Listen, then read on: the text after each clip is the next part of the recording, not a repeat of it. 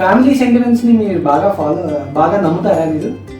తప్పకుండా, షూర్. ఎందుకంటే మేము మా అత్తగారి సైడు పెద్ద ఫ్యామిలీ, మా మామయ్య గారి సైడు పెద్ద ఫ్యామిలీ, మా మదర్ సైడు కొంచెం తక్కువ. కానీ మా మదర్ మా వచ్చిన తర్వాత మా ఫాదర్ సైడ్ చాలా పెద్ద ఫ్యామిలీలు.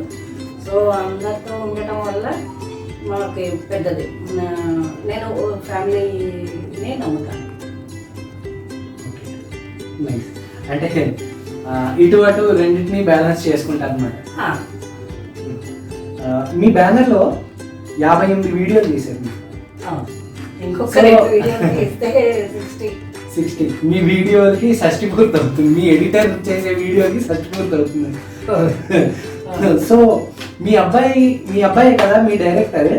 సో వేరే బ్యానర్లో చేసే అవకాశం వస్తే ఇస్తారా మీరు?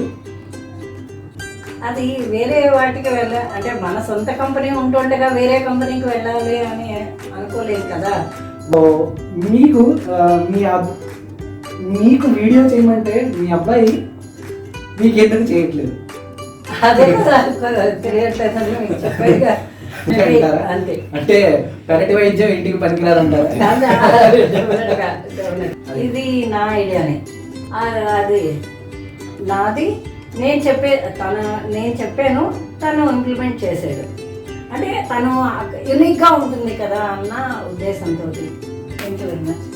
తీసే సినిమాలకి సెన్సార్ బోర్డు మెంబర్ కూడా డెఫినెట్లీ నేను చూస్తే కానీ ఆ ఫిలిం బయటకు వెళ్ళదు. ఎందుకంటే తను ఒక ఫిలిం చేయాలి అనుకుంటే కనుక ఒక 6-7 అవర్స్ సిస్టమ్ మీదే ఉండిపోతాడు. ఇది ప్రేక్షకులందరికీ ఇది ఒక పెద్ద గ్రీన్ బిస్కెట్ అంటారా?